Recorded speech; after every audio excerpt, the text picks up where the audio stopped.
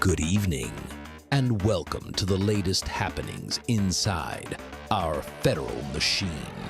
It's Monday, January 26, 2026. It's Spathon with another episode of The Swamp.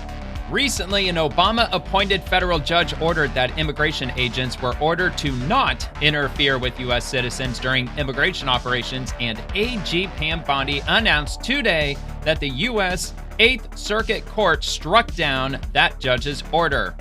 And Rep. Anna Paulina Luna says she assembled a group of House Republicans who will refuse to vote on any future appropriations bills that will not include the SAVE Act, which will help reinforce our national election system.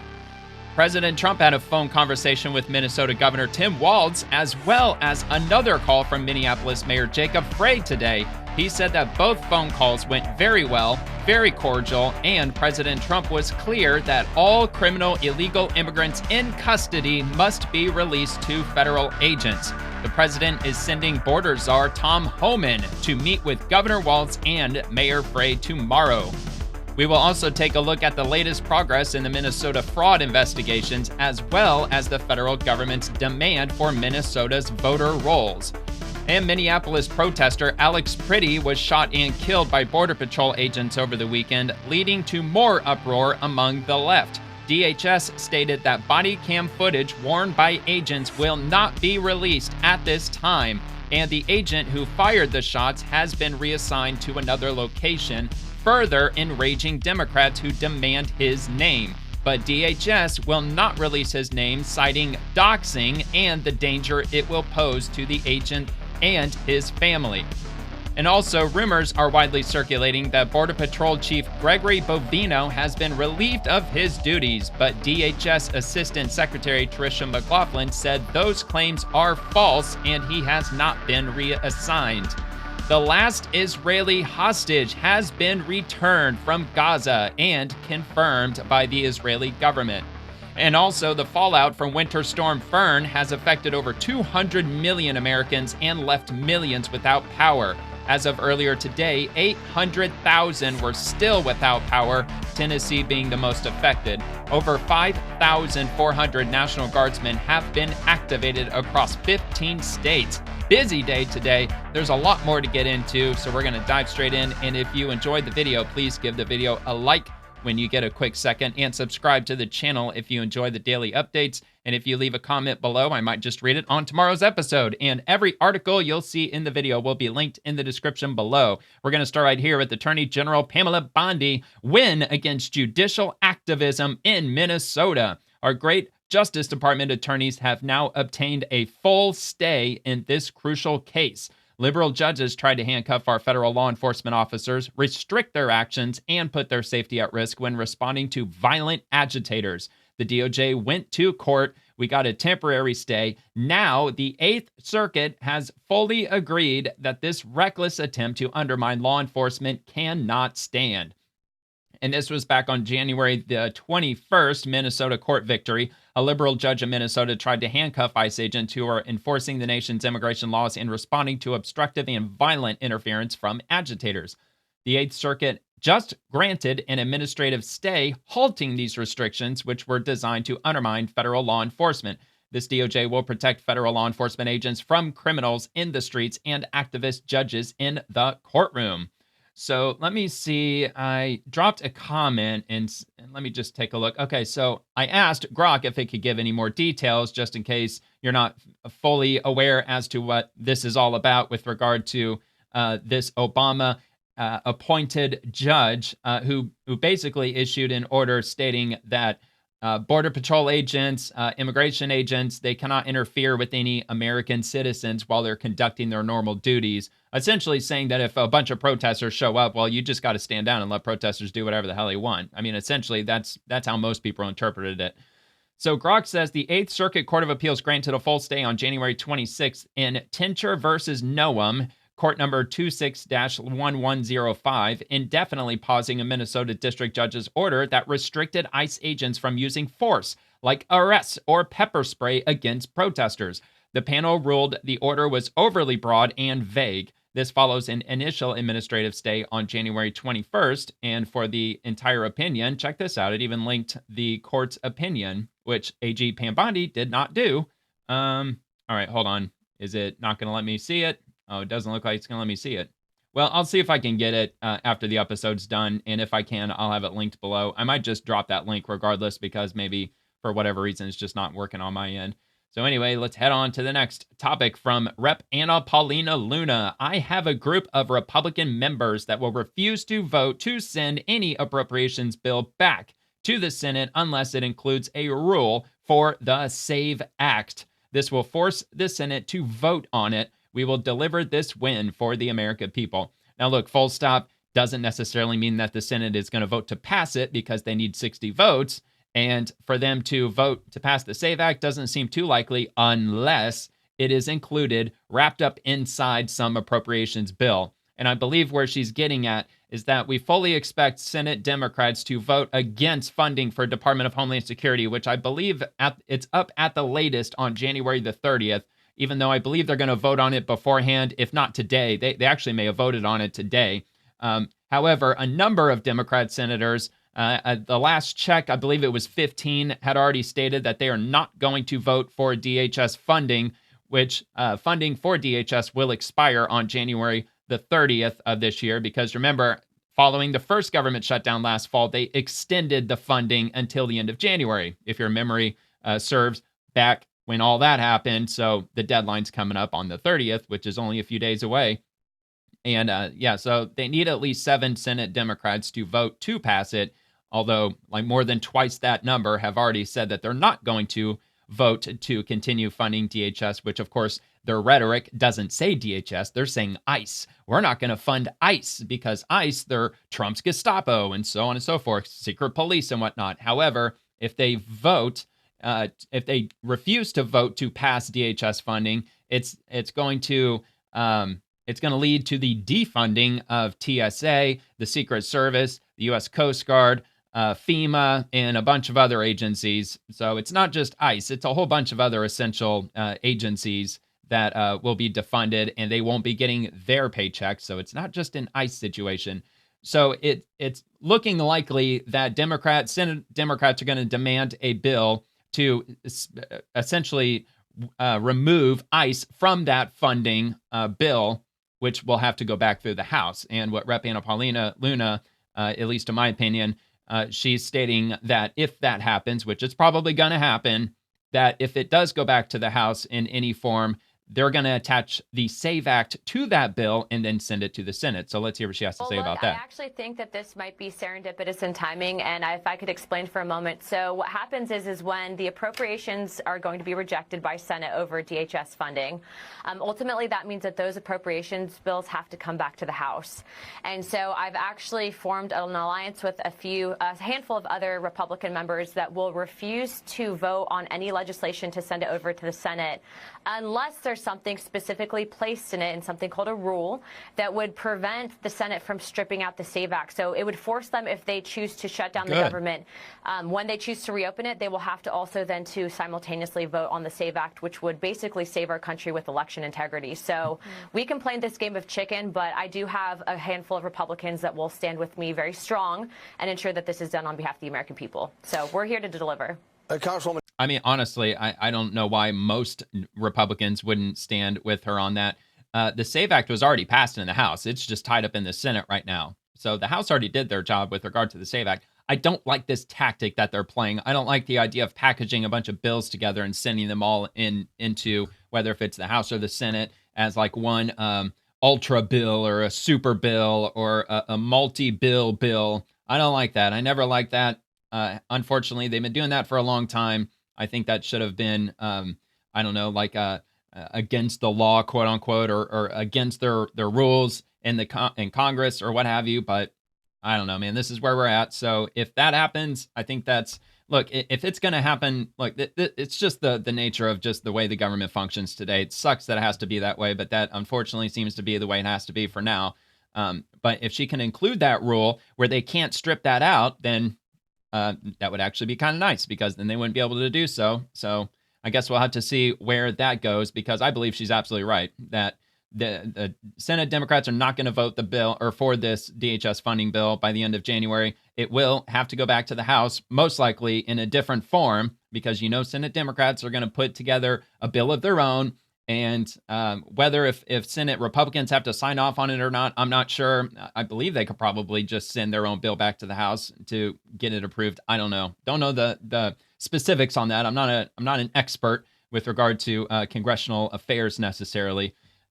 But yeah, one way or another, it looks like that they're going to be sending that DHS funding bill back to the House in some way, shape, or form in the future. Who knows when that's going to be? But one thing seems for sure, that DHS will probably be not funded for a period of time, aka a partial government shutdown is going to happen again, and by Democrats again. All right, so we got this from Caroline Levitt from about 4 hours ago. President Trump spoke with Governor Walz directly this morning and outlined a clear and simple path to restoring law and order in Minneapolis. So this is a long post. So she also has this video. It's 3 minutes in length. I assume she's going to detail all of this. Regardless, though, I will repost this. There's a direct link to my profile in the description below where you can go and view this directly. That link will take you straight to the profile. This should be up near the top. I don't believe you have to be signed into the X the X platform in order to view it. You can also just go to @PressSec, PRESSSEC. It's also on her profile. She posted at 4:29 p.m. today. And if you go to the X platform, there's this little explore button. You click on that, it'll bring up the search box. Just type in Press SEC, pop right up, take you straight there. So I don't know, either way, whichever way you want to go about it. And we'll take a look at the press secretary. See what she says. It is President Trump's hope and wish and demand for the resistance and chaos to end today. That's why President Trump spoke with Governor Walz directly this morning, and he has outlined a clear and simple path to restoring law and order in Minnesota. Number one, Governor Walz, Mayor Frey, and all Democrat leaders should turn over all criminal illegal aliens currently incarcerated in their prisons and jails to federal authorities, along with any illegal aliens with active warrants or known criminal histories for immediate deportation. Number two, state and local law enforcement must agree to turn over all illegal aliens who are arrested by local police. Yeah, this ain't much to ask. Thirdly, local police must assist federal law enforcement in apprehending and detaining illegal aliens who are wanted for crimes, especially violent crimes. Amen. If Governor Walz and Mayor Frey implement these common sense cooperative measures that I will add have already been implemented in nearly every single other state across the country. Yeah, all along. Customs and Border Patrol will not be needed to support ICE on the ground in Minnesota. No, they won't. ICE and local law enforcement can peacefully work together, as they are effectively doing in so many other states and jurisdictions. Yeah, and the everyday people that just live in those communities would really not be, it wouldn't affect them in any way, shape, or form. Just like in the state of Florida, look, there was this massive operation that happened. I live in the state of Florida, and this big operation happened where they apprehended over 10,000 illegal immigrants over a couple of months. I didn't know a thing about it until it was already over. I didn't see them patrolling my streets. I didn't see them like kicking in doors or anything like that. Saw none of it. And there's a decent likelihood that they probably were in my neighborhood at some point or another. I didn't know anything about it because they're not causing all kinds of mayhem. And by they, I mean just these far left crazies and these Democrat leaders in my local area. They're not making this giant brouhaha like they are up in Minnesota and other blue states. It's just freaking ridiculous. Additionally, President Trump is calling on the United States Congress to immediately pass legislation ending sanctuary cities once and for all. American cities should be safe sanctuaries for law-abiding citizens only, not for dangerous illegal alien criminals who broke our nation's laws and do not belong here. We hope Governor Walz will do the right thing and continue to work with President Trump to keep the American people safe following their call this morning. Americans overwhelmingly want exactly what President Trump is delivering: strong borders and strict immigration enforcement against the worst illegal aliens, of which there are still hundreds of thousands to deport from the interior of our country. The most peaceful way to carry out this vital public safety mission is for Republicans and Democrats to do it together, and for state and local law enforcement to work together with federal law enforcement. We want to let cops be cops. You wouldn't know this continues to be a very popular policy position from the biased media coverage over the course of the last few days.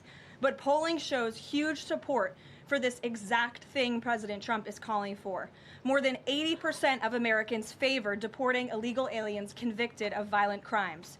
A country unable to deport criminals who enter it illegally. Well, I would take it one step further. I'm sure that the majority of Americans still support the deportation of illegal immigrants, period. Is no country at all.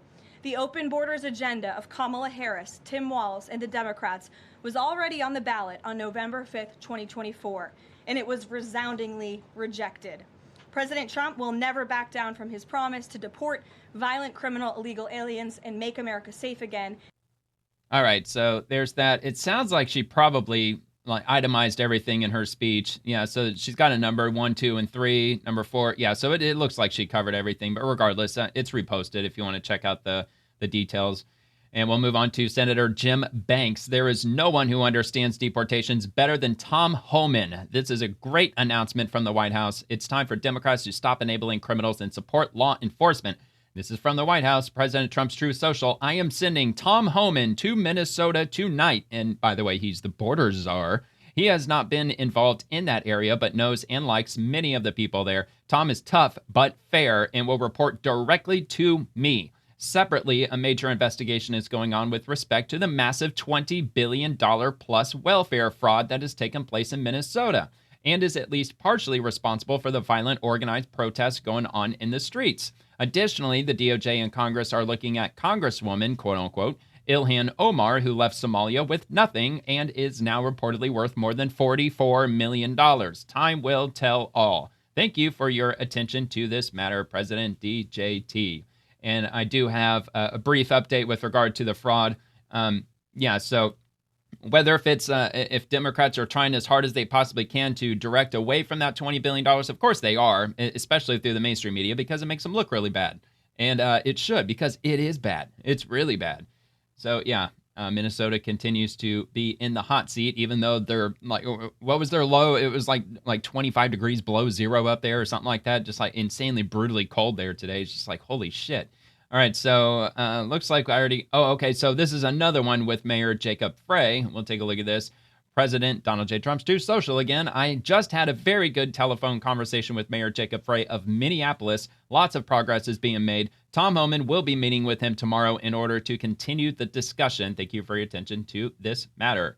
And rolling on to the next post from the White House. In May, angel families came to the White House to thank President Trump for deporting criminal illegal aliens, yet Democrats and the liberal media stayed silent because it does not fit their narrative. President Trump is protecting American families. And this was posted at about 4 o'clock this afternoon. My name's Angie Morphine Vargas, and I'm mother to Ruben Morphine.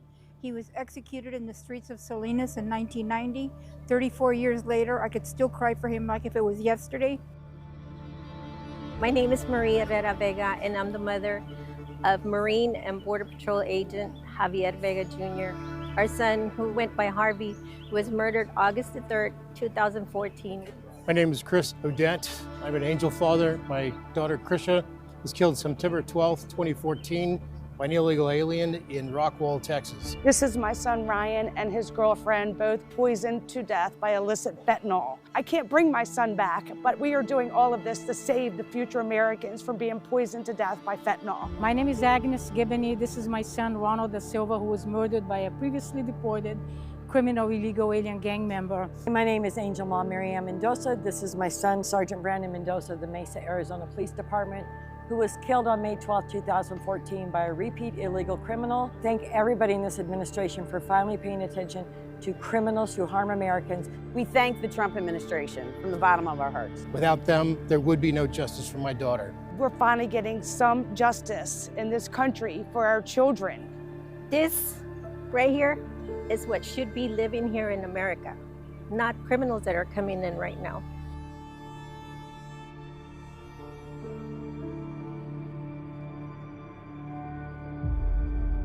It's absolutely horrible. And yeah, thank God that we finally have an administration that is doing something about it. I mean, like that one lady, she said her son was killed way back in 1990? Like decades ago. So it's not something that just cropped up over the last year. It's been an ongoing issue for many, many years. And it really, if anything, it ultimately backfires against Democrats over the long term. Anytime somebody gets killed by an illegal immigrant, dozens, if not well over 100 people that person was either related to or friends with or worked with, like that essentially would flip them overnight, because it affects them directly.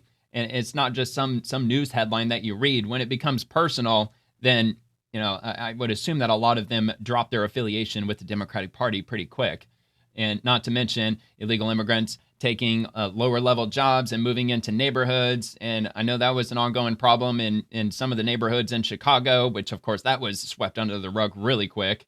All right, so we'll go ahead and move on to the next thing from Senator Tom Cotton. Senate Democrats are threatening a government shutdown, even though it will have no effect on ICE operations. Senate Republicans stand ready to fully fund the government. And yes, I believe if they don't fund DHS, then ICE agents and other agents in the Department of Homeland Security, they'll have to go without their paychecks, just like we saw during the first government shutdown. However, how many people signed up to be ICE agents? What was it, like 220,000 people? I'd go as far as to bet that they could pluck as many out of that number as they wanted to, and I bet probably 90% of them would probably work without a paycheck. Not forever. I'm not saying they would volunteer. I'm just saying that these people are probably very patriotic, and I think they would probably go above and beyond to be able to serve their country and help rid our country of dangerous criminal illegals. So Democrats, what they're doing with their messaging, and I believe I already showed this last week on The Swamp. Some Democrat senators were, and also members in the House, were encouraging ICE to just give up and leave. This shouldn't be what you signed up for. Just turn in your badge and walk away and find something else to do. It's not too late. So they're trying to encourage them to do that. It's like a soft form of terrorism, really. I mean, I don't know if that might be a little bit too strong of a word, but not really, because they're essentially trying to scare these agents into not working anymore, which I would assume would be some form of terrorism. All right, so anyway, let's hear this from Senator Tom Cotton. They got all chesty over the weekend about this, which I find very peculiar because Chuck Schumer, senior Democrat, they weren't going to shut down the government this time. And notably, Patty Murray, the senior Democrat who wrote these bills, said just a few days ago that a shutdown would not restrain ICE in any way. In fact, it would probably give the president more discretion. So she acknowledges, as other Democrats have acknowledged, that voting against this bill will do literally nothing to stop ICE from undertaking these lawful operations. The Democrats, for some reason, oppose.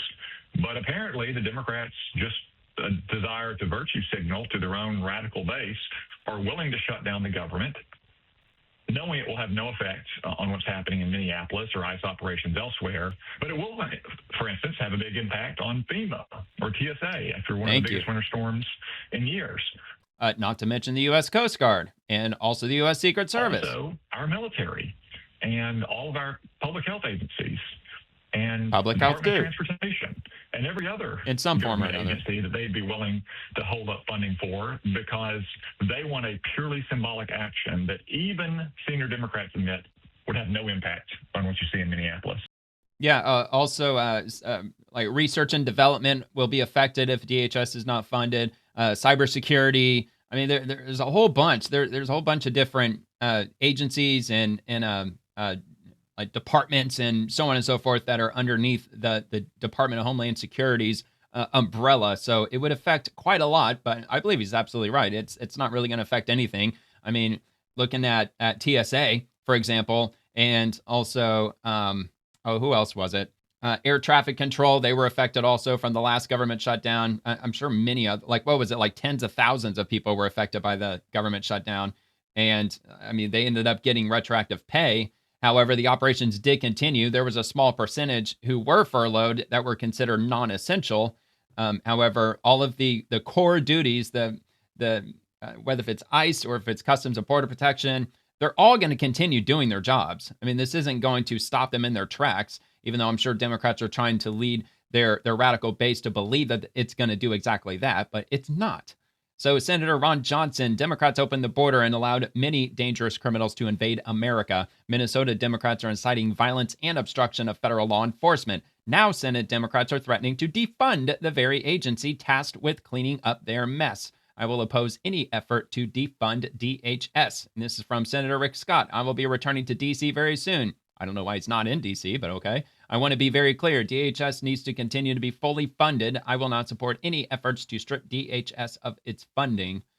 And Senate Republicans from Michigan to Maine to Minnesota, messy Democrat primaries just keep getting messier, divided and directionless. Democrats are in total disarray. Meanwhile, Republicans remain united and laser-focused on protecting our Senate majority. Well, I can only imagine what the comments are going to say. Filibuster, nuke the filibuster, save act, save act, save act. I mean, I'm sure there's a lot of filibuster stuff down here at some point, but yeah, everybody wants the SAVE Act to be passed because it's tied up in the Senate right now. However, I believe, look, if Leader John Thune were to put the SAVE Act to the floor for a vote, do you really think that 7 Senate Democrats are going to vote to pass the SAVE Act? I mean, do you really think that they will? Probably not. I would assume that they're probably not, just because they know Republicans want to pass it. So as soon as they hear, oh, the Republicans want it, okay, well, we're going to take the opposite stance. No, we're all going to vote no. And except for maybe Senator John Fetterman. I'm sure he would probably pass it because, you know, it's a common sense thing to pass. All right, so this comes from the Washington Examiner. Battle for the soul of Democrats seen through the prism of bitter Senate primaries. And yeah, as I say, I thought this was a paywalled news outlet, but that's okay. They usually post just enough for me to get the point out. In Focus delivers, okay, no, okay, so I'm just seeing where it starts. All right, so a renewed power struggle is playing out among Democrats following a string of off-year overperformances in 2025 after bruising losses in 2024. The battle for the soul of the party is most acute in a series of contentious Senate primaries that will soon determine whether the establishment's more centrist candidates will square off against Republicans in November or whether the party's more progressive upstarts will. Rivalry outcomes and battleground toss-ups such as Maine and Michigan will have particular influence over the party's broader strategy heading into the midterm elections to claw back control in Washington and how it approaches resisting President Donald Trump. But so, too, will competitive Democrat contests in states where the general elections are not as competitive, including Senate seats in far left-leaning Minnesota and conservative Texas. And it goes on from there. Jasmine Crockett, one of the Democrat contenders for a Senate seat in Texas. And I do have a post I believe it's from Senate Republicans. It's just a short clip of Jasmine Crockett, something that she stated sometime over the last day or so. We'll get to that here in just a second. But first, Senator Tom Cotton, when Dem leaders demand ICE leave criminal illegal aliens alone, they're really demanding open borders. Yeah, they are. Senator Mike Lee, the mob doesn't get to veto federal laws. The Democrats don't get to defund ICE. And Senate Republicans, this weekend, Texas liberal Jasmine Crockett claimed ICE is turning us into Nazi Germany. She is beyond out of touch and clearly needs a history lesson. They are supposed to do immigration and customs enforcement, not going after U.S. citizens, not going after people that are documented. That is not what they are supposed to do, but that is what they are doing. They are turning us into Nazi Germany. They are supposed to do. She's an absolute idiot, which of course she's completely either she's willfully missing the point or she's just trying to gaslight and propagandize people into believing that ICE is just going after innocent American citizens. No, they're going after violent protesters because they're obstructing their normal duties, which again is a felony and could carry up to 8 years in prison if they would actually start arresting them for obstruction. It seems like 9 out of 10 of those protesters out there, they're not even arresting, they're just shoving them out of the way. Anytime they touch them, they should arrest them and have them hauled to jail and in front of court and put them on trial and try to get them convicted for obstruction. All right, so Energy and Commerce Committee. We are investigating the massive fraud in Minnesota's social services programs, and it could just be the start of uncovering waste, fraud, and abuse across the entire country. House Commerce is getting to the bottom of it to hold these fraudsters and scammers accountable, and this is going to be on Fox News. Congress opens industrial-scale fraud probe in Minnesota, warns Governor Walz demands are just the beginning. Exclusive. Minnesota is going to be the first state that will be in the crosshairs of a groundbreaking and comprehensive congressional investigation into systemic social services fraud, waste, and abuse. House Energy and Commerce Committee Chairman Brett Guthrie told Fox. Well, I'm not sure if they're going to have enough time to conclude all of these investigations by the midterms, because if Democrats were to regain the House and the Senate, then I have a feeling, the House Energy and Commerce Committee is obviously in the House, but if the Democrats retake the House, do you think that this investigation would continue? No, they would immediately nuke it overnight. So anyway, Guthrie's panel is demanding audits, provider records, fraud referrals, and internal communications dating back several years, signaling a deep dive into whether state officials ignored warnings or allowed fraud to flourish, while working with a major HHS sub-agency to help look into misuse of taxpayer dollars at a wide scale. The extensive fraud schemes being perpetrated in Minnesota have wreaked havoc on government-funded health programs, the committee told Fox via a joint statement from Guthrie and Reps John Joyce of Pennsylvania and Morgan Griffith of Virginia, both of whom are Republicans. And it looks like this might be where they were giving those statements, perhaps, on the Ruthless podcast. We have an obligation to ensure finite taxpayer dollars are being used responsibly and that most vulnerable Americans are not being exploited to the benefit of fraudsters and foreign actors, Guthrie, Joyce, and Griffith added. This letter is the next step in the committee's work to root out fraud and restore program integrity in our federal health programs nationwide. Okay, so this is a letter that they wrote. All right, so a source familiar with the investigation said Minnesota is likely only the beginning of federal intervention into what the committee dubbed industrial-scale fraud within particularly state-administered Medicaid programs. Minnesota is just the beginning. Staff on Guthrie's committee were also party to recent briefings with the Centers for Medicare and Medicaid Services and the Justice Department. In this letter to Minnesota Governor Tim Walz and Minnesota Human Services Temporary Commissioner Shireen Gandhi, the committee said the land of 10,000 lakes is also under investigation by CMS, led by Administrator Mehmet Oz, on a number of fronts. As Oz's office conducts its own review, Guthrie is demanding Walz turn over extensive records and written answers on the current integrity of federally funded programs, including steps being taken to stop millions in fraudulent payments flowing out of Minnesota. By the end of the month, Walz will also be expected to explain what measures have been put in place since 2019 to detect fraud, waste, and abuse, and what enhancements have been made over the past year as the scandal came to the fore. The committee also demanded to know what types of audits Medicaid-related programs are undergoing, the process for making criminal referrals for suspected fraud, and what Gandhi's agency is doing to sanction or disenroll fraudulent providers, and how the state vets Medicaid service providers for compliance with federal law. Quote, is DHS, the Minnesota Department of Human Services, revalidating all Medicaid providers amid recent state and federal indictments and prosecutions of fraud? If so, please provide details and any relevant documentation regarding this process and the status of those efforts. Does DHS collect data on Medicaid programs with abnormal or statistically significant increases in provider enrollment or claims over time, including programs which greatly exceed their estimated cost upon enactment? By the end of the month, the committee is seeking to compel Walz to turn over all audits conducted that relate to 14 social services programs that the state previously deemed to be prone to high-risk provider types, or as some critics would say, ripe for use by fraudulent medical service providers. Some of the programs identified include adult companion services, mental health and rehab services, community first services, night supervision services, and recuperative care. Guthrie, Joyce, and Griffith are also seeking all communications between Walz's staff and State Medicaid Commissioner John Connolly. The swath of criminal schemes coming to light in Minnesota include overbilling, false records, identity theft, and phantom claims in Medicaid social service and health programs for the elderly and disabled, people struggling with addiction and homelessness, Guthrie wrote to Walz.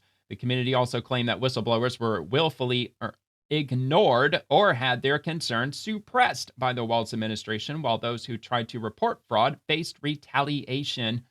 It also identified a handful of programs that had lower barriers to entry and therefore would be attractive for fraudulent usage. Guthrie said the 14 high-risk social services programs cost Minnesota nearly $4 billion in state and federal tax dollars. Ensuring Medicaid program integrity is critical to preserving access to vital health care services for those that need it most, the letter read. Every dollar stolen from the Medicaid program by fraudsters is taken from children, pregnant women, the elderly, and people with disabilities, and probably some of the homeless as well.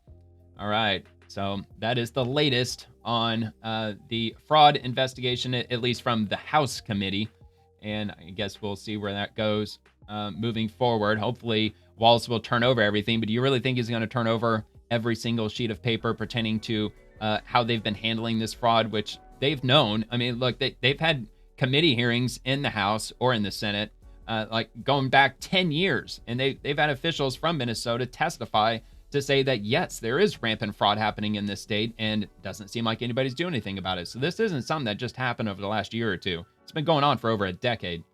All right, so DOJ spokesperson 47, the official account for the Justice Department Office of Public Affairs. The DOJ torches Democrats for shamelessly lying about Minnesota voter roll request. And do we have this? We have this right here. And it reads as follows. The Department of Justice is pushing back on claims from prominent Democrats that a demand letter Attorney General Pamela Bondi sent to Minnesota this weekend amounted to a quid pro quo, ending immigration enforcement in exchange for access to voter rolls. A DOJ spokesperson told Fox that Democrats were shamelessly lying about the contents of Bondi's letter, which was addressed to Democratic Governor Tim Walz. Bondi's letter came as unrest has plagued the state, spurred by an immigration crackdown there and multiple destructive and violent incidents, including 2 incidents involving immigration officials shooting and killing 2 U.S. citizens during chaotic, heated altercations. Quote, you and your office must restore the rule of law, support ICE officers, and bring an end to the chaos in Minnesota, Bondi wrote. Fortunately, there are common sense solutions to these problems that I hope we can accomplish together. Bondi made 3 requests, which she said would improve cooperation between Walz and the DOJ to help bring back law and order. Democrats framed her letter as a nefarious bargain designed to affect the battleground states' elections. Oh, okay, so election interference. They're playing that card again. One of Bondi's requests was that Minnesota state officials give the DOJ Civil Rights Division access to voter registration lists. Basic voter registration lists, also known as voter rolls, are typically publicly accessible, but the DOJ has demanded from Minnesota and many other states a wealth of sensitive data associated with the voter rolls that Minnesota has resisted giving up. Disputes over voter rolls between states and the federal government are now the subject of lawsuits across the country. And where was it? It was either in Washington state or in Oregon. A federal judge ordered that the federal government cannot collect voter information to include their full name, their address, their phone number, their social security number, I think their date of birth, like basically any information with regard to their individual voters in the state, which is crazy. All right, so quote, ICE will leave Minnesota if you hand over your voter rolls. It tells you everything you need to know. It was always about rigging elections, Rep. Ilhan Omar said on X. Senator Chris Murphy, Democrat of Connecticut, misstated on X that Bondi's letter said ICE would leave if the state turns over its voter database to Trump. Yeah, I'm sure she didn't say it that way. Murphy said the Trump administration's immigration crackdown in Minnesota was a pretext for Trump to take over elections in swing states. Democratic strategist Matt McDermott made similar claims about Bondi's letter in a social media post that racked up more than 7 million views, saying, quote, it's true, they're openly using state violence as a bargaining chip to seize election infrastructure. Democratic voting rights lawyer Mark Elias' Democracy Docket claimed Bondi was using the killing of Alex Priddy as blackmail for voter rolls. The DOJ vehemently rejected those characterizations. Quote, these politicians are shamelessly lying. This is what happens when you're on the side of criminal illegal aliens, the department spokesperson told Fox. In a federal court hearing on Monday over ICE's broader operations, Lindsay Middlecamp, a lawyer from Minnesota, argued to a judge that Bondi's letter sounded like a coercive ransom note.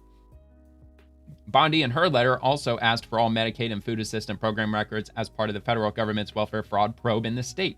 Bondi's third demand was that Minnesota leadership end its so-called sanctuary policies, which many blue states and cities have in place. The policies typically prevent local law enforcement from notifying federal law enforcement about anyone who has been detained in the state who has a questionable immigration status. Quote, I am confident that these simple steps will help bring back law and order to Minnesota and improve the lives of Americans, Bondi wrote, which kind of sounds coincidental because it seems to me that that's pretty much exactly what Trump was asking Governor Walz and also Mayor Frey with those 3 points that he outlined. It sounds like it's pretty much the same demands that are being made from the DOJ and also from the Trump administration. And we'll roll on to Dr. Oz. If you thought the fraud was out of control in Minnesota, wait until you learn about what's happening in California. Uh-oh. I'm here in Los Angeles at the U.S. Attorney's Office. We're talking about fraud. This place has become one of the epicenters for fraud, waste, and abuse in America. $3.5 billion just here in Los Angeles County. We think around hospice and home health care. Good grief, Then one you add county. in all the other things like they have in Minnesota, but in California scale, it's huge. And what we have witnessed. Oh yeah, dude, it's going to be enormous. A 7-fold increase in hospice in LA County. 7-fold. What? That doesn't happen naturally. There are not 7 times more deaths in LA County than there were 5 years ago. These fraudsters, and these do tend to be foreign influences. These are Russian, Armenian gangs, mafia, that are leading a lot of these efforts. Well, and also maybe they're quietly leading homeless people into these hospice facilities where they just quietly euthanize them. I'm not saying that's happening. That's probably very conspiratorial, but I'm just saying, it's not out of the realm of impossibility, especially not in California. Have been able to corrupt and work with doctors who are willing to lie, to use that MD degree as a license to kill.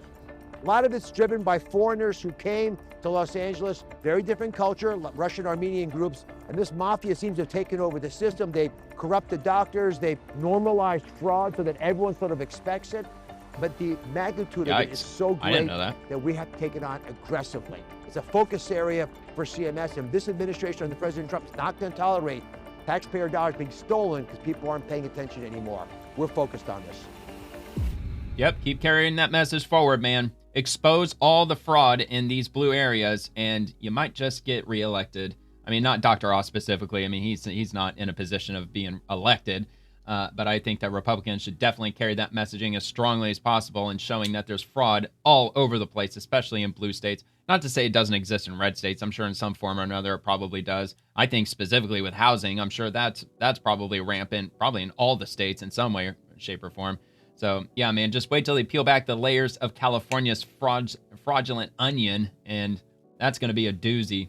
And especially we find out, like, oh, wow, looks like California's homeless population is finally in decline, but we don't know where they're going. Like, what's happening to them? When at the same time, the hospice facilities are increasing 7-fold. It's like, I wonder if we can connect the dots. Not saying that their population is reducing. It's not. It's still growing as far as I know. All right, so anyway, Rapid Response 47, Press Secretary Caroline Leavitt. It's a long quote. Dangerous rhetoric. It's exactly what brought us to this position today, where you have elected Democrat officials across the country who are encouraging left-wing agitators and crazy people to go out and unlawfully obstruct lawful immigration enforcement. So we're going to start getting into the whole ICE situation, Minnesota. We're going to get into all the weeds with that. So we'll start here. Rhetoric, as I pointed out, is exactly what has brought us to this position today, where you have elected Democrat officials across the country who are encouraging left-wing agitators and crazy people to go out and unlawfully obstruct lawful immigration enforcement. Mainstream media is doing that. Again, these brave men and women of ICE and Border Patrol and the federal enforcement are just trying to do their jobs to enforce our nation's immigration laws and to go after the worst of the worst in this country. I would encourage everyone in this room, and I would encourage the Arizona Attorney General to look at the video of an ICE agent in Minneapolis. He was approached by left-wing agitators who were honking their horns and were screaming slurs at him, and he rolled down his window and he said, "What are you doing? I am out here trying to catch a child predator, somebody who has convicted crimes against an innocent child, and you are trying to obstruct me from doing my job." Well, yeah, I mean, they're brain-dead psychopaths. Against ICE, comparing them to Nazi Gestapo, Donald Trump's police force, is despicable, it is shameful, and it is precisely what has led to the escalation of tensions in Minneapolis and in other places across the country. Yeah, it is. They make it sound like that ICE was just formed over the last year. Dude, they've been around since 2002? They've been around since right after 9/11. It's not like that they were just formed overnight. All right, so nobody in the White House, including the president, wants to see people getting hurt or killed in America's streets. And let's be clear about the circumstances. This tragedy occurred as a result of a deliberate and hostile resistance by Democrat leaders in Minnesota. I would also like to address the chaotic scenes in Minnesota over the weekend. Nobody in the White House, including President Trump, wants to see people getting hurt or killed in America's streets. This includes Renee Good, Alex Preddy, the brave men and women of federal law enforcement, and the many Americans who have been victimized at the hands of illegal alien criminals. Saturday's shooting remains under active investigation by Homeland Security Investigations and the FBI. The Customs and Border Protection is also conducting their own internal review. As President Trump said yesterday, the administration is reviewing everything with respect to the shooting, and we will let that investigation play out. But let's be clear about the circumstances which led to that moment on Saturday. This tragedy occurred as a result of a deliberate and hostile resistance by Democrat leaders in Minnesota.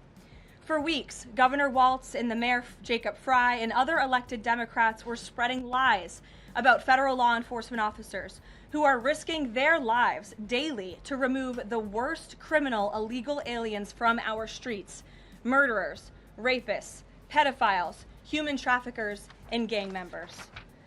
Governor Walz and Mayor Frey have shamefully blocked local and state police from cooperating with ICE, actively inhibiting efforts to arrest violent criminals. They have also used their platforms to encourage left-wing agitators to stalk, record, confront, and obstruct federal officers who are just trying to lawfully perform their duties, which has created dangerous situations threatening both these officers and the general public and Minnesotans alike. This is precisely what unfolded in Minneapolis on Saturday morning. Obstructing federal law enforcement and inciting violence against officers is wrong and illegal.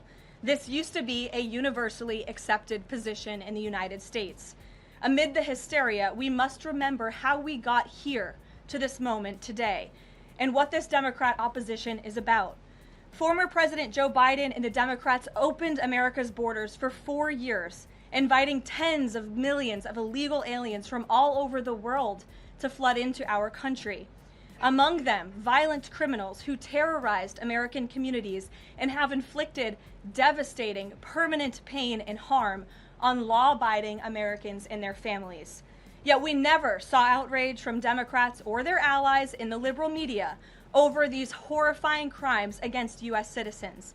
The pain of American angel families was ignored and dismissed because it undermined the Democrat narrative. Innocent Americans like Jocelyn Nungray, Laken Riley, and Rachel Morin are just a few of the many victims savagely murdered by illegal alien criminals.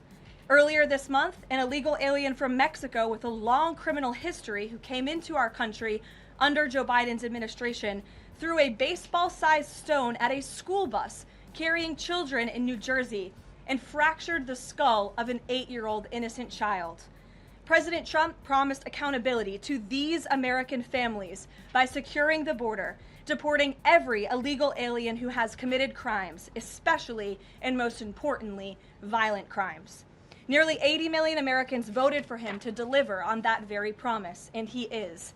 As the duly elected president, the president is fulfilling the will of the people by arresting and removing these threats from our country in cities from Los Angeles to New York and, yes, Minneapolis.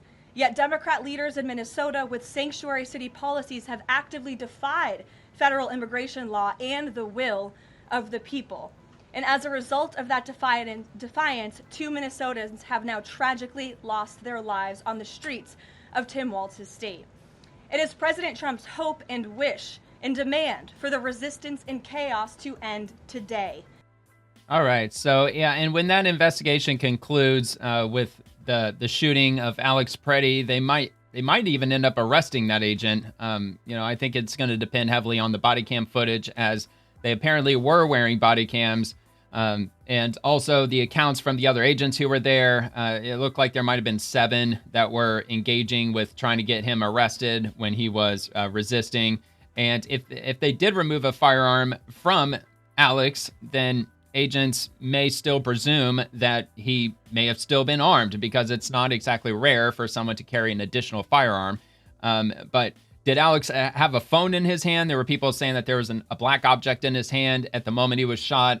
Was it a phone? Could it have been a firearm? Was he holding anything at all? Maybe it was just a black glove. Or was the footage that we saw from the bystanders, the other protesters or rioters, whatever you want to call them, that were in the area? I mean, was their footage doctored in any way? Was it doctored with AI? I can't say 100% for sure, but it appears to me that he was disarmed and was shot about a second afterward. But I wasn't there. I'm not an agent. I don't know the protocols. They do have an 8,000% increase in assaults against agents. Alex looked like he was struggling or fighting back in the struggle at the moment. So yes, I don't know. So I guess we'll just have to see what happens with that. But the FBI is investigating it. And anyway, so we've got this from Pamphlets. Breaking: White House will not release body cam footage of ICE shooting of Alex Preddy. And here we go. Another one from Caroline Levitt. Camera footage to be released to the public. Now, that's not something I've heard the president commit to, so I won't do that from the podium.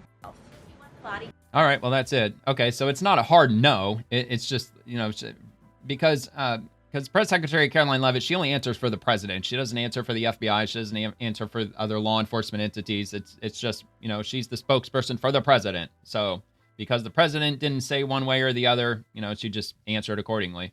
All right, so Bill Malugan, breaking: a DHS spokesperson confirms to Fox News that several federal agents had their body cameras on during the interaction that led to the deadly shooting of Alex Preddy in Minnesota, and footage from multiple angles is currently being reviewed by investigators. So that's ongoing. And Tricia McLaughlin. So first, this is from Nick Sordor, kind of surprisingly, because I would have always pegged Nick Sordor as being a pretty good fact checker. But he says there is no longer a commander at large of the U.S. Border Patrol. The position has been eliminated. This is ridiculous. And so Tricia McLaughlin, who is the Assistant Secretary for the Department of Homeland Security, she says Chief Gregory Bovino has not been relieved of his duties. As Press Secretary stated from the White House podium, Commander Op-at-Large CA is a part of the president's team and a great American. So Commander Op-at-Large, that's Gregory Bovino. That's just how he set up his own profile name. So anyway, and of course they mentioned that he's a great American.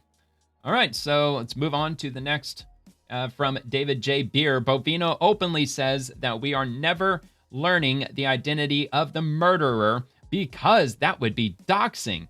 He says he has already gotten the agent out of Minneapolis's jurisdiction. He put him back on the job. He is a part of an extensive open criminal cover-up. So obviously this David Beer is someone who leans a certain way politically. This was posted 13 hours ago. Not 100% for sure if this this speech was given today or if it may have been given the other day. They've been given daily updates on the ongoing ICE operations in Minneapolis from this podium, so it's possible this may have happened today. And if it was, then it doesn't look like he was fired now, does it? From what I understand, there were 2 agents who fired shots. We know one of the agents had 8 years experience, and we know he was a less lethal instructor and had this training. What did the other agent, what was his history, and are they both working right now or are they on administrative leave? All agents that were involved in that scene are working, not in Minneapolis, but in other locations. That's for their safety. There's this thing called doxing, and the safety of our employees is very important to us. So we're going to keep those employees safe. As far as the number of shots, the number of agents involved, that, again, is going to come out in the investigation. All right. Well, frankly, I do actually find it pretty surprising that he is still on duty with local police and sheriff's offices. Typically, when they shoot someone, and regardless of what the scene is, I mean, even if there's a subject that is shooting at an officer and he's taken cover behind his squad car, and then he fires a shot killing the person who is shooting at him, they still put him on administrative leave, I'm pretty sure. Or maybe I've just watched too much Hollywood nonsense. I don't know, but I just find that surprising that he was just simply reassigned and he's still on the job. So, but all right. So anyway, so from Gunther Eagleman, check this out. John Fetterman just told the Democrats, hell no, he won't shut down the government or defund DHS or ICE this week. Quote, I will never vote to shut our government down. I reject calls to defund or abolish ICE. LOL. Schumer is pissed. I'm sure he is. I mean, so relieved.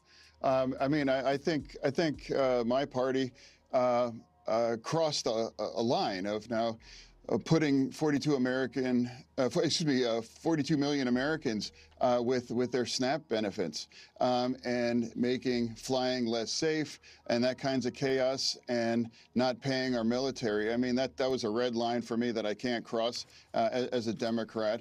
And I think that's been described, country over the party. And now that I think that's been the truth throughout it, and it's only wrong to shut our government down, and I'm relieved. But the people now that are going to get paid and fed, and millions of Americans, they're going to be flying now, that's going to be made more safe and restored. Yep, there you have it. So he's not going to be shutting down the government. I mean, I didn't hear a hell no out of Senator Fetterman. However, he's one Democrat, so I guess we've got one who's not going to shut down the government. But that's the same stance he took with the last government shutdown, pretty much standing to the same values that he just stated with regard to the military and TSA with Homeland Security in general. All right, so Senate Republicans, Americans voted overwhelmingly to remove the millions of criminal illegal aliens Joe Biden let into the country, but Democrats in states like Minnesota won't cooperate with federal officials and are encouraging people to interfere with law enforcement, endangering themselves and others. Now, Democrats want to shut down the government again unless ICE is defunded. We cannot allow mobs to dictate when and where American laws are enforced. And moving to Nick Sordor, breaking a suspect just fled from DHS agents in St. Paul in a vehicle, crashed into a pole, and then attempted to barricade themselves inside a health clinic. Why won't Tim Walz denounce this? Total lawlessness in Minnesota. Let's have a look. Yeah, there you go.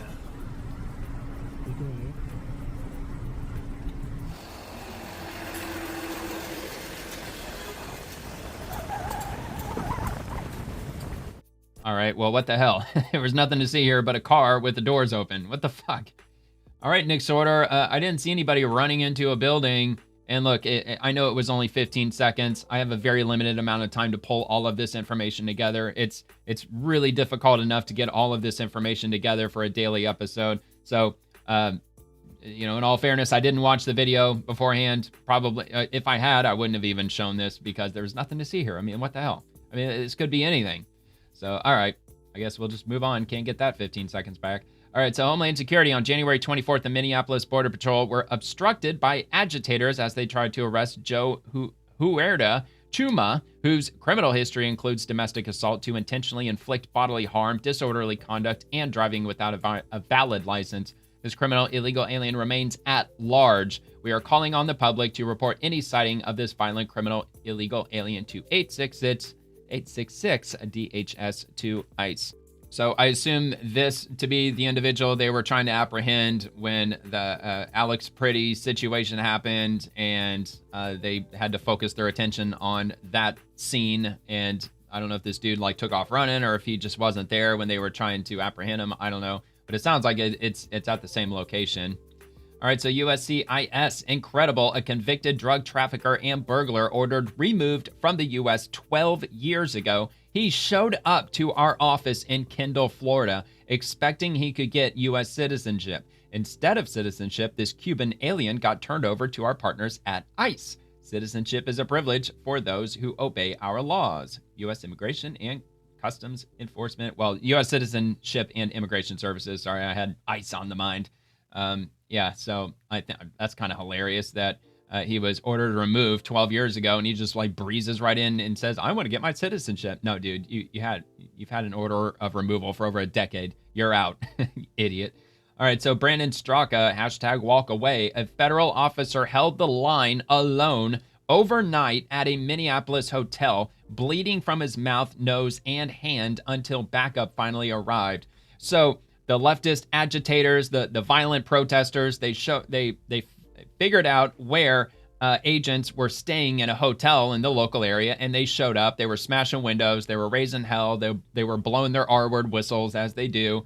And this agent was what appears to be the entrance. Not sure about all this chaos happening back here. I'm assuming that the leftists probably did that. So let's take a look at this. Sir, while you're giving messages, what would your message to the protesters that want you out be? As long as you're getting comments, do you have any comments to the people that want you out? Back up! Please, give me some room! It's me and 30 people! Please get back! Officer, I'm also a paramedic. You are bleeding. Can I help you? I'm fine. Are you sure? I'm fine. Sir, You're giving comment to the local PD. Do you have any comment to the community, to the people that want you out, to the people Dude, give me a break. Are here specifically? Dude, don't want to answer any because questions. Your department is here. Do you think it's worthwhile if you're going to give comment? Don't you have comment for the people of Minneapolis?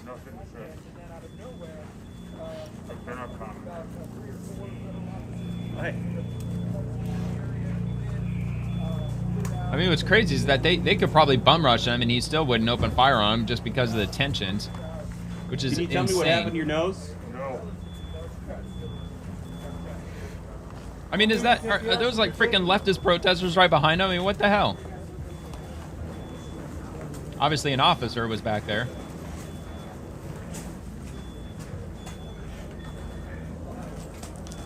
I got so many questions, like who assaulted him, and why didn't we see that beforehand? See, look at this. They spray painted ice out on the Stay door. on that side of the road!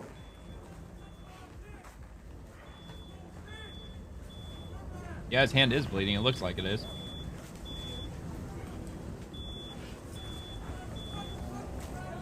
Look at this. They got all this trash that's piled up. Spray painted. The windows busted over here. Get back! Unbelievable. And this is a hotel where agents were staying in the Minneapolis area. And they call themselves the party of love and peace and acceptance and, you know, just kindness in all ways. It doesn't appear that to be the case now, does it? Nope. Appears to be the party of violence, the party of true insurrection. All right, so CBP Commissioner Rodney Scott, this is our Border Patrol being targeted at their hotel in Minneapolis, surrounded, blocked in, glass smashed, people trying to force their way inside. This is not a protest. This is an attack on law enforcement. Let me grab one of these. It's frustrating how I try to get this. All right, let me see if I can get it. Here, it's only like 5 seconds. Okay, so the next one. Here we go. Good grief.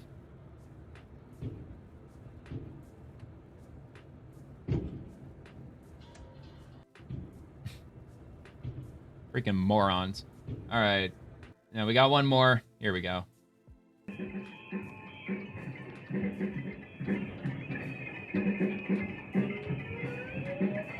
They're kicking trash cans.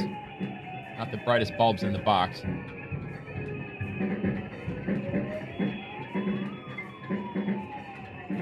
I'm assuming that's probably the building's alarm going off. If it's a federal or a fire alarm, or if it's probably the emergency door alarm, maybe when they busted the windows out. So yeah, so that happened over the weekend. And let's see, I think I got another one. Let's take a look. Okay, it's just a post, no more footage, but the rioters destroyed a hotel last night in Minneapolis and injured 2 federal agents, 1 badly hurt. Not a single Democrat on social media has condemned the attack. Not a single member of the legacy media has condemned the attack. They all stand with the anarchists. Of course they do. You know, they just, you know, their silence speaks volumes. So AG, the anti-ICE protesters, are now blocking ambulances, trying to get to people having a possible heart attack. That's after vandalizing a hotel because they suspected ICE agents were staying there. Local police, nowhere to be found. Of course not. Crime Watch Minneapolis, Southeast Minneapolis, Engine 19 is being delayed by protesters on University Avenue Southeast while trying to get to a medical patient with chest pain on Malcolm Avenue Southeast. Somebody who's not involved with the agents, not involved with the protesters, just some everyday citizen having a medical emergency, and emergency services can't get to them because they've got protesters blocking the road, which is illegal. It's legal to protest, but if you're going to block a road, I believe you have to get a permit from the city so they can make other arrangements. That way that emergency services are aware that they can't travel down that road because there's going to be people protesting there at a certain point. So this was at 9:55 p.m. And Dispatch, let's Engine see. 19. Engine 19 is being delayed by protesters on University between 27th and Malcolm. Received. All right, so just radio dispatch. The protesters blocking the road, and hopefully the patient made it, the citizen, the individual. All right, so Spitfire, this OBGYN MD, has now deleted this post, but she should be nowhere near patients I am reporting her to the Wisconsin State Medical Board. And this is what she said. Dr. Kristen Lyerly says, I'm hearing that ICE has booked 100 rooms at the Milwaukee Hilton. Buckle up, Wisconsin. And got 448,000 views. Apparently she took down the post, but once you put it up on the internet, it's around forever. And let's see what she linked here. She's got something, dsps.wi.gov, Wisconsin Medical Examining Board. Okay, so she's going to report this individual to the medical board. And I guess we'll just have to see where that goes. Homeland Security, anti-ICE agitators are threatening the families of our law enforcement. We will hunt these sickos down and put them behind bars. ICE officers are facing a more than 8,000% increase in death threats against them. The men and women of ICE are fathers and mothers, sons and daughters. They get up every morning to try to make our community safer. The violence and dehumanization must end. So I haven't heard this yet. Full discretion, viewer discretion advised. There's probably going to be some terrible language here. Probably going to be profanity, death threats, and things of that nature. So, if you're sensitive to that, I would suggest skipping ahead about a minute. So here we go in 3, 2, 1. Let's hear it. You're a fucking fascist pig. Okay, so they're bleeping it out. Fucking kill yourself. I hope your wife dies. I hope your mom and dad die. I hope everything wrong that could go in your life happens. I hope you have the most miserable life. I hope you get hit by a bus. I hope you're paralyzed and your wife leaves you and starts getting f***ed by BBCs every day. You are a traitor Oh, to so the he's a American racist, too. people, to the values that made our very country. You should kill yourself. You're f***ing disgusting. I hate you. Everyone hates you. You're a f***ing murderer, and all of your friends are f***ing murderers, and your bosses are a bunch of pedophiles. Kill yourself. Well, they usually end up catching these people who post this stuff or leave these terroristic messages. Scum of the earth. But of course, a representative or a member of the Party of Love and Acceptance sounds so lovely, right? All right, so Kim, Katie USA, terrorists thought it was a good idea to pick up a flashbang before it exploded and won the Darwin Award of the day during yesterday's insurrection. I think anytime you hear the term Darwin Award, it should go without saying, viewer discretion advised. Look, it's not going to be bloody. It's not going to be like any kind of, disgusting violence. Can't play that stuff here on YouTube. So it's just, it's like an aftermath situation. Flashbang went off. It didn't appear to like physically cause any injuries, although this person is like completely freaked the hell out. So let's take a look at this. This is over the weekend. Medic. Oh my god. Oh my god. Oh my god. Oh my god. Oh my Fucking god. Freaking idiots, man. They're all screaming medic like we're in Saving Medic. freaking Private Oh Ryan. my god. Oh my god. All right, so anyway, that happened over the weekend. And of course, they were spray painting cars and all that, doing what they do, the Love and Acceptance Party, how it goes with them. And yeah, so not the brightest bulbs in the box, as I already said. But it kind of goes to show that with them having medics all over the place, because it appeared that when they were screaming medic, like people started running in and, administering aid to this individual. It looks like that they are very well organized now, doesn't it? I mean, they've got teams of medics that are all cloaked in masks and everything, and makes you wonder. I mean, they say that they're not organized, but seems to be pretty organized to me. All right, Chairman Joe Gruder's Democrats' disgusting rhetoric has led to another violent attack. Thankfully, no one was hurt during this attack on Como County's GOP headquarters. This is from Andy No. A far-left Antifa LGBTQ plus radical was arrested over an arson attack that occurred on January 14th to the Como County Republican headquarters in New Braunfels, Texas. Grace Carol Brown, 21, was charged with burglary of a building and arson. Brown's social media shows she is a participant in the No Kings protest, previously raised money for the Palestinian nationalism, and keeps a list of recommended leftist reading.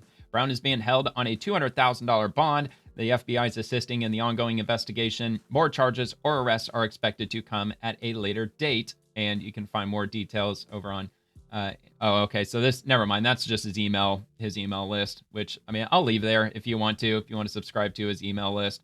But yeah, so again, this is reported by Andy Ngo, who is like the foremost journalist when it comes to anything Antifa. He's definitely the expert when it comes to Antifa, to the point where President Trump invited him to the Antifa roundtable, where they were assembling a group of individuals, where they were having a discussion talking about how they're going to go about combating the Antifa situation now that they had been designated domestic terrorists.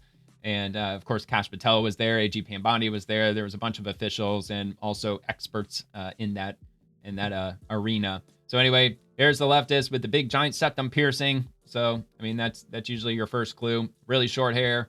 All right, so Gracie 04 Brown, that's the individual who was arrested for arson, I presume.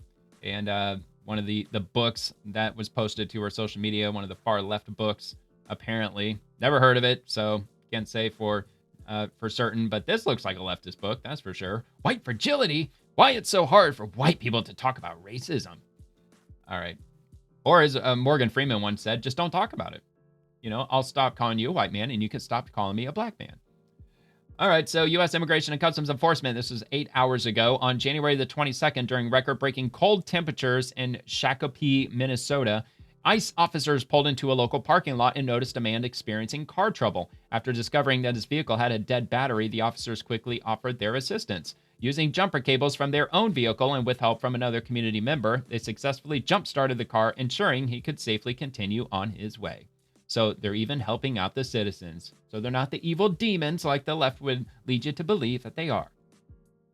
So, and of course, it's very frigid in Minnesota. Like I said, like double-digit below zero temperatures right now.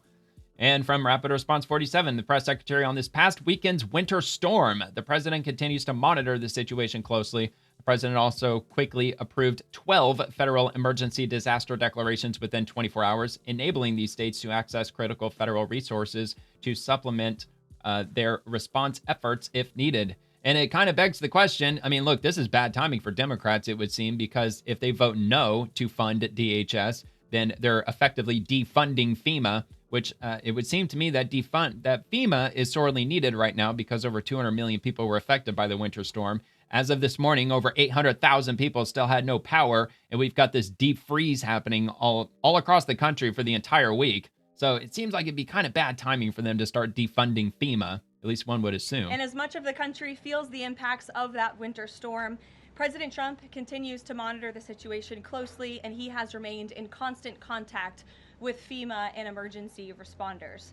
President Trump also quickly approved 12 federal emergency disaster declarations within 24 hours for the states of Arkansas, Georgia, Indiana, Kentucky, Louisiana, Maryland, Mississippi, North Carolina, South Carolina, Tennessee, Virginia, and West Virginia, enabling these states to access critical federal resources to supplement their response efforts if needed. These declarations will help state-led efforts of turning power back on, clearing roads for emergency services, and keeping communities safe. The White House will continue to correspond directly with governors and local officials in the coming days, especially in those states that were harshly impacted by this storm. Yeah, I just hope everybody's okay. I mean, I hope things aren't too bad, and you know, everybody's staying warm as one can possibly be. I mean, like I said, I live in the state of Florida, so it's cold here. It's cold by our standards. It's like 48 degrees here right now, and I think it's like Wednesday or Thursday morning, it's going to get down to 30 degrees here, which is only 2 degrees away from our all-time record low. I think our all-time record low for my area was 28 degrees, which was set like way back in like the 1920s or something. So I don't know if we're going to get that cold. The last time it snowed here was in 1977, but there's no snow in the forecast. I'm pretty sure there's not. That'd be absolutely wild. All right, so NWS Weather Prediction Center, latest update on the dangerously cold temperatures impacting the eastern U.S. through this weekend. Lowest temperature through February the 1st, and everything above this pink line will be continuously below freezing through February the 1st. And it looks like in my area, it's going to be like around like 30, like in the 30s. But yeah, everybody else, I mean, like everywhere in purple, negatives. And like over -20 up in the northern areas. Looks like Wisconsin, they're going to hit double-digit negatives. Even like patches of like Indiana, Ohio. So very cold, very dangerously cold. And yeah, I'm sure the wind chill is going to be brutal. I don't know if it's supposed to be windy up there or not. I mean, that would just obviously make it much worse. So NWS Weather Prediction Center, again, potential is increasing for another significant winter storm to impact the eastern United States this coming weekend. It is too early to know the details, but please keep updated with the latest forecast this week. So the eastern seaboard, they're going to get hit with a double whammy. They're going to get another winter storm this coming weekend. And let's see, moderate impacts. So this isn't snowfall amounts or anything. This is just the chance of at least moderate winter storm impacts. And the yellow is 40%. So it's not on this side of extremely likely, but they're just saying that there's a chance that there could be a winter storm along the eastern coast this coming weekend. So it says what we know, continued very cold temperatures will blanket the eastern half of the U.S. into next week. A high altitude disturbance will dive out of Canada Thursday and deepen across the east by Saturday, leading to a strong surface low pressure system. The surface low interacting with very cold air mass will result in widespread heavy precipitation. Damn, dude, that is nuts. All right, so what we don't know, the placement, strength, and timing of the disturbance from Canada. Freaking Canadians, man. All right, so the timing, track, and strength of the surface low, which will determine the precipitation type, which would be rain, snow, or a mix, and how much precipitation occurs onshore. The impacts to travel and infrastructure due to snow and wind is not known yet, so I guess keep your eyes peeled if you live there. I mean, look, everything that's colored here, there's got to be over 100 million people that live like in this area, so it's going to affect a large portion of the population this weekend if it does piece itself together and into this like strong low pressure system on top of our, frigid ass temperatures. Okay, so General Stephen Nordhaus, Winter Storm Fern response continues with over 5,400 National Guardsmen activated across 15 states. The National Guard is always ready, always there. And this was posted 8 hours ago as of this recording. Currently, as of right now, my time, it's about 10 o'clock p.m. Eastern. And this is from the North Carolina National Guard on call during Winter Storm Fern in support of local agencies. North Carolina Guardsmen assisted a stranded motorist to turn around and immediately rolled to a second call for a stuck 18-wheeler. Whenever we need y'all are always there, said State Highway Patrol officer. So we got a video here.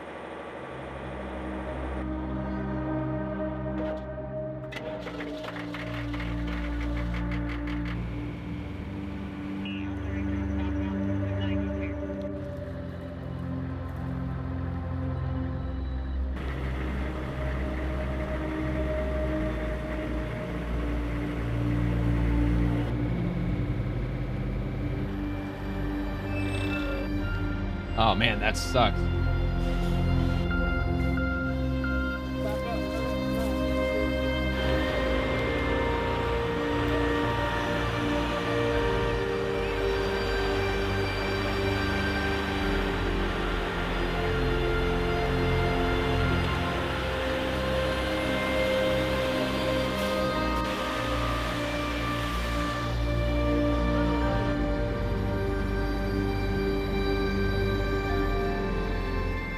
All right, man. God bless the National Guard. That is miserable to be out there, and they've got families of their own, and I'm sure they, of course, they live in the state where they're serving. At least I would assume that they are.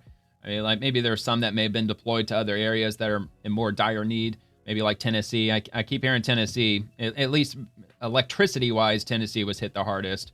All right, FEMA Region 4, trucks loaded with generators, water, and emergency supplies from the FEMA Distribution Center in Atlanta are supporting the response to the winter storm in Mississippi. Additional support from the U.S. Forest Service will provide cut and toss teams to clear road debris. They've got a couple images, power generators, and the whiteboard. Getting all their supplies together, getting ready to roll out. And General Stephen Nordhaus, again, the rapid response of these Texas National Guardsmen and their seamless teamwork with local first responders showcases the commitment of thousands of guardsmen nationwide who have answered the call to serve their communities during Winter Storm Fern. Always ready, always there. And from Texas Military Department, Texas Army National Guard soldiers with the 176th Engineer Brigade assist local authorities in recovering an overturned 18-wheeler on I-10 near Sonora, Texas during Winter Storm Fern. So we've got a video of this as well.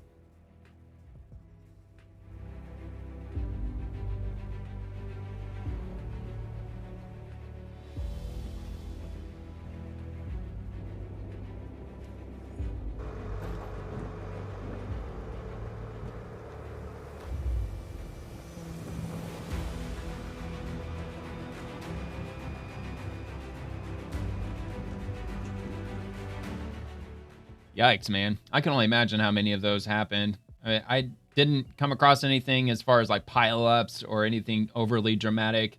And not to say that didn't happen. Like I said, whenever I do research for the episode, I stick to the federal government specifically. So I don't really stray off and look for any other information in other areas. So there's probably reports out there of some nasty situations on the highways. At least, I hope not, obviously. All right, so in North Carolina DOT, you're probably seeing roads clearing up. Our crews have worked around the clock to make that happen. As the water refreezes tonight, a new danger emerges: black ice. If you need to be out tonight or in the morning, take it slow, especially on bridges and overpasses. They've got a video of this as well. Got to be careful of that black ice, man. One of the most common and dangerous winter weather culprits is black ice. It's hard to see and can make a driver lose control of their vehicle in the blink of an eye. Black ice is a thin layer of ice on the road. Contrary to the name, it isn't really black. The layer of ice is so thin that you can see the pavement underneath it. Black ice can form on concrete pavement too. It's more commonly found on elevated roadways or bridges. It typically forms as snow melts and water runs across the road, refreezing at night. But lawn sprinklers, water line leaks, and runoff from properties near roads can also lead to black ice forming. It's not uncommon for drivers to have clear roads, but still hit a patch of black ice. The real danger of black ice is that drivers can't see it. If they don't anticipate it and don't practice safe winter weather driving techniques, they can lose control of their vehicles and crash. NCDOT does its best to treat areas that it knows are prone to black ice. Most of the time, bad areas are reported to NCDOT by law enforcement and citizens. To treat black ice, NCDOT uses its dump trucks and spreaders to apply road salt. Motorists can make their trips safer by reducing their speed and increasing their following distance. And as always, the best driving practice in winter weather is to stay at home unless it's absolutely necessary to drive. Absolutely. Yeah, just be careful out there. Gotta watch out for all that black ice. It's definitely could be a very dangerous situation. Governor Mike Braun and oh no, didn't mean to do that. All right, so I've requested and received approval for an emergency declaration for all of Indiana. An emergency response declaration is necessary to address ongoing and future response efforts to this dangerous storm and to protect Hoosiers' lives as conditions worsen. Thank you to the president for your support and approval of this important declaration. It wasn't necessarily his post was the reason that I grabbed this. It was because of Trump's True Social here, which he says, I have just approved emergency declarations for Tennessee, Georgia, North Carolina, Maryland, Arkansas, Kentucky, Louisiana, Mississippi, Indiana, not India, and West Virginia. We are working closely with FEMA, governors, and state emergency management teams to ensure the safety of everybody. Stay safe and stay warm. And that was posted earlier or over the weekend. It looks like that was on Saturday at 4:42 p.m. All right. And rolling on to the next. Rolling on to Homeland Security. Together, we will meet any challenge. President Trump, Secretary Noem, and FEMA are partnering closely with state governors to provide the support they need to respond to this winter storm and protect our communities. We are grateful for the overflow of cooperation and support we have seen from the affected states. We will continue to work around the clock to overcome this storm together. And that's from Georgia, Governor Brian P. Kemp, and Indiana, which we already read that one, and Mississippi, Governor Tate Reeves, and we got Sarah Huckabee Sanders from Arkansas with a few posts, just stating that she's communicating with the Arkansas National Guard, Secretary Noem, just all the agencies needed to coordinate with. And is there any more? Yeah, it looks like. Okay, so we already saw that one. And West Virginia, Governor Patrick Morrisey, Louisiana, and Governor Abigail Spanberger, Virginia, and Governor Henry McMaster. And all right, so anyway, everybody getting the assistance that may be desperately needed depending on how hard you were hit by Winter Storm Fern. The FAA weather and air traffic professionals are monitoring the winter storm around the clock to maintain the safety of the national airspace system. For real-time airport updates, visit fly.faa.gov. Airports and airlines, we're sharing your updates to keep travelers safe and informed this weekend. Have new info? Tag us or drop it in the comments below. And where did that go? I didn't see where that popped up. Is it over here? No. What the hell? Where did it go? All right, I guess I'll just have to click on it again. Oh, okay. Yeah, so that was it. All right, duh. Anyway, yeah, so it shows all the closures, the scheduled flights and everything, National Airspace System status, and that'll be linked. And we've got a video here.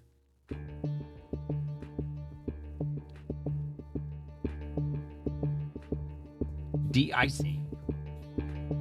Safety during winter operations. Hi, this is Joshua at the FAA Command Center. Hi, When winter Joshua. weather strikes, airports and airlines face significant challenges.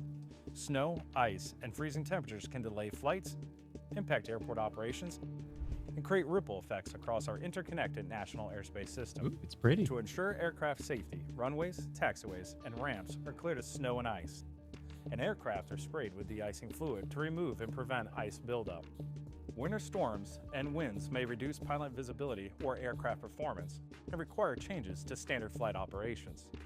Air traffic control plays a key role, implementing initiatives like ground delays or reroutes to maximize efficiency while maintaining the highest safety standards. Even with these efforts, patience is essential during winter operations. I was just going to say that Your at the end of the safety is video. always our top priority. So have patience if you just happen to see this clip. Just be patient. Just know that they're doing their best to get you to where you need to go. Hopefully you don't have to travel anywhere this week. I mean, it'd be one of the worst times to travel, but that's to be expected. I mean, we're in the latter half of January. I mean, we're in the dead of winter right now. Okay, from the FAA, another one, and replying to FAA. Oh, okay, actually, you know what? Here, let me do this because they have a couple of follow-ups. FAA Weather Squad's Jamal Lofton has the latest on this weekend's winter storm, and ice could cause flight delays and cancellations in the southern and eastern U.S. Okay, so this was back on January 23rd, so this was ahead of the storm. The same with this one too. So this one was from yesterday though. While you slept, our team has been pushing snow. Most flights have been canceled today. More details at this link. Anyway, here, let's do this. Plowing the snow off the runway.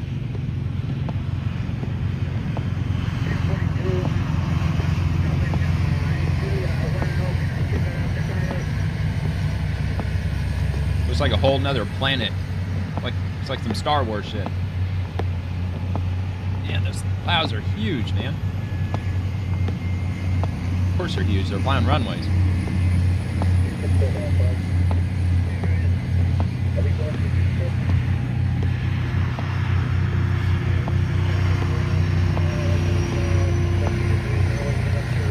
Man, and like in the middle of the snowstorm too, as soon as they get done sweeping the runway, it's probably already accumulated snow again. So it's just like a nonstop effort, it would seem.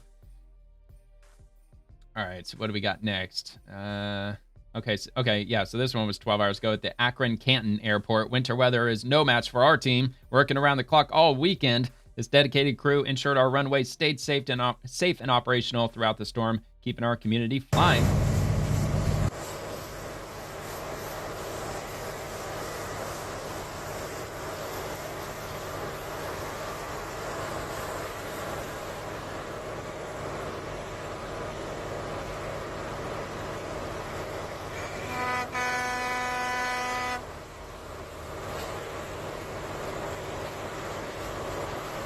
All right, so we get the idea. They're cleaning all the snow off the runways.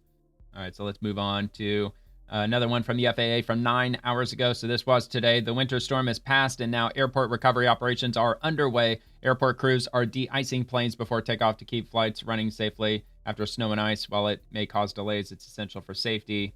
I think we already saw that. Did I already read that too? I probably already read that. All right. Anyway, move on to Secretary Chris Wright. Coal is powering the nation when it needs it most. In Biden's America, coal would have been phased out, leaving millions of Americans without power and at risk to outages without secure, reliable power to keep families warm in harsh temperatures.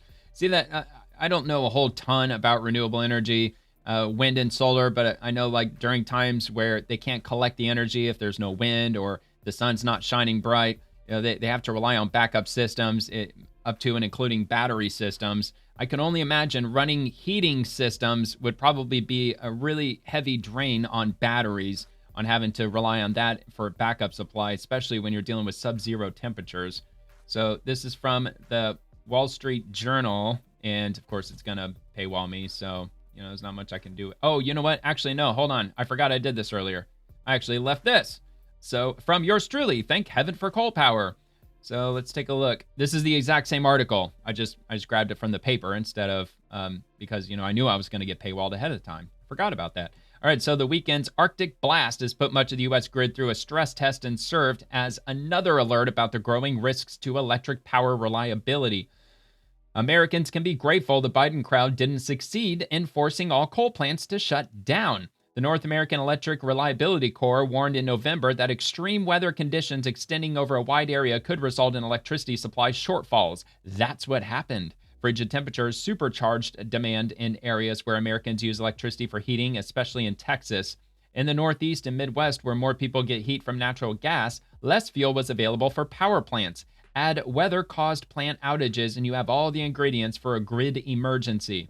Grid operators, the utilities, and the Trump Energy Department had to pull out all stops to keep the lights and heat on for tens of millions of Americans. Utilities in the Midwest on Saturday directed customers to lower thermostats, unplug non-essential appliances, and reduce temperature settings on electric water heaters. Hope you enjoy lukewarm showers and curling up in a heavy coat with a book. The Energy Department also waived emissions rules so fossil fuel plants could run at maximum capacity. Early Sunday morning, coal accounted for some 40% of power in the Midwest's MISO grid, or MISO grid, 24% of the eastern U.S. PJM interconnection, and 18% in Texas, with most of the rest coming from natural gas and nuclear. New York's blockade on gas pipelines has constrained the fuel supply for power plants across New England. Power plants in the region had to resort to burning oil, which accounted for 40% of electricity at times of peak demand. Get this, the region generated more power from burning wood and trash than from wind power. Imagine that. The climate crowd claims that solar, wind, and batteries can replace fossil fuels, but those sources contributed little power in most places over the weekend. Wind and solar aren't reliable during inclement weather. Batteries can discharge power only for a few hours at a time, which doesn't help much during a storm that stretches for a day or two.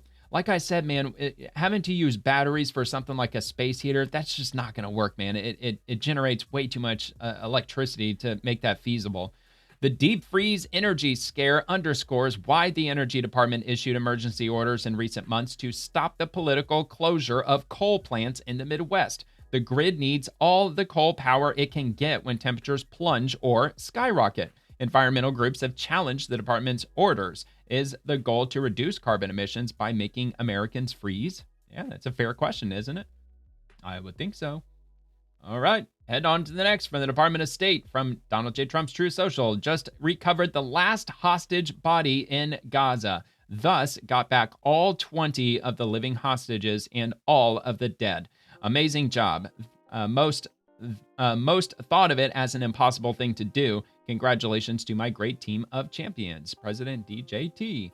House Republicans, thank you, President Trump, for your leadership in ending Hamas's war against Israel and bringing the hostages home. With the recovery of Ron Gavili, the final hostage, this painful chapter can finally close. We will never forget the resilience of the Israeli people or the names of those we lost. Their memory will forever be a blessing. And of course, the progressive left, not so much as a simple thank you to President Trump for ending the war in Gaza. Nope, of course not. And from the FAA, so this happened yesterday, or it may have been Saturday night, possibly. Or no, it was last night.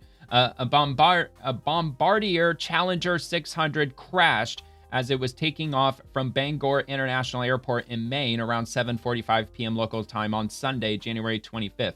8 people were on board. The FAA and NTSB will investigate, and this information is preliminary and subject to change. And they have a follow-up from 5 hours ago. We're getting lots of follow-up questions about the accident. The FAA provides initial preliminary information that may change as the investigation progresses. NTSB is leading the investigation, and future updates will be provided by that agency or local authorities.